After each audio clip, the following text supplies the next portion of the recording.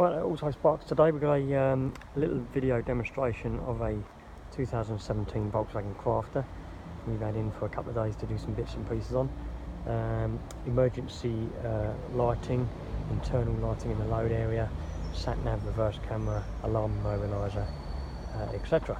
So let's just have a quick little video and then we'll go through what we've done.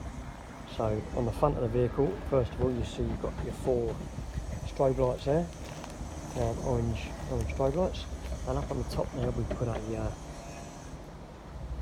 flashing amber flashing light bar at the top, one at the front and one at the back also.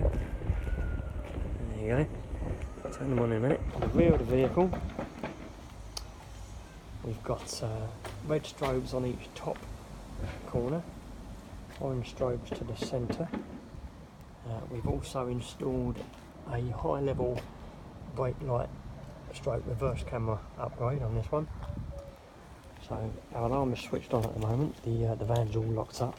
So with the alarm on, we've got movement sensors in the cab and our signature blue flashing LEDs, one at the top of each A-post.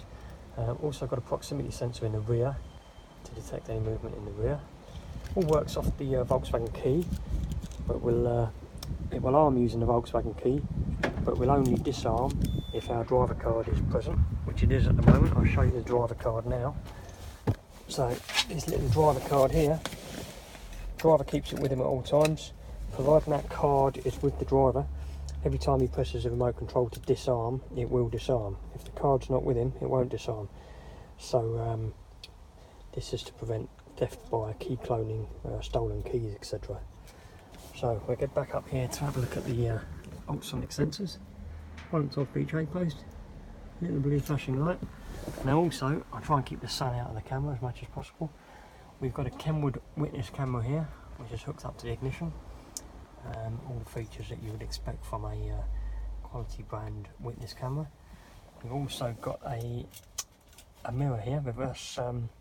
This is actually a rear view mirror sort of dummy, but it's acting for us as a monitor for the reverse camera, and it's also got built-in sat-nav.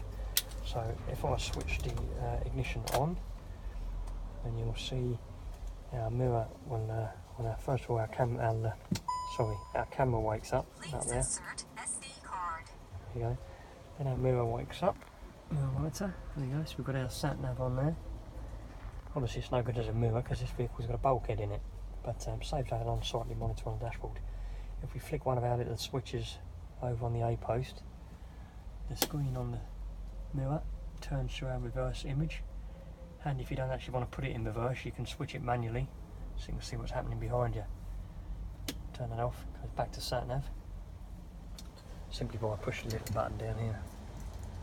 We've got one for the emergency lighting, one for the camera. This is the alarm override, emergency override via the unique PIN code. So we go around the rear of the vehicle. We'll have a look inside.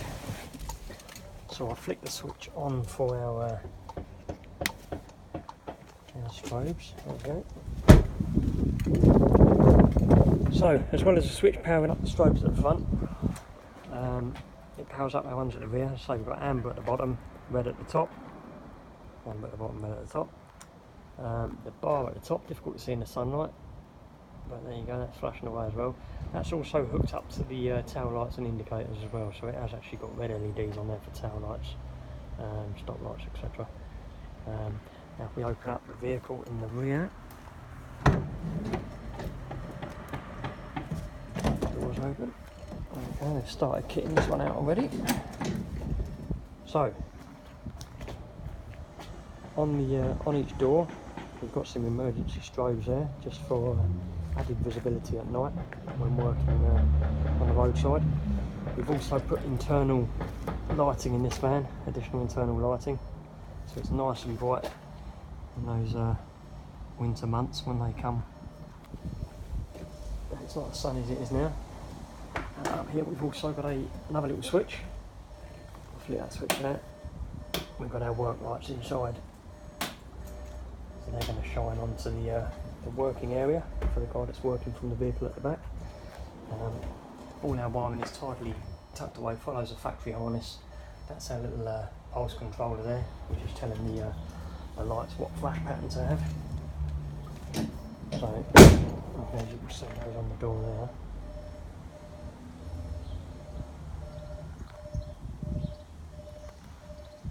You can only get 4 on each door. It's a bit too tight down the bottom where the lock mechanism is to fit anymore. But 4 seems to be plenty on each door, to be fair. So we go in the front of the vehicle, and we can look at the strobes around the front.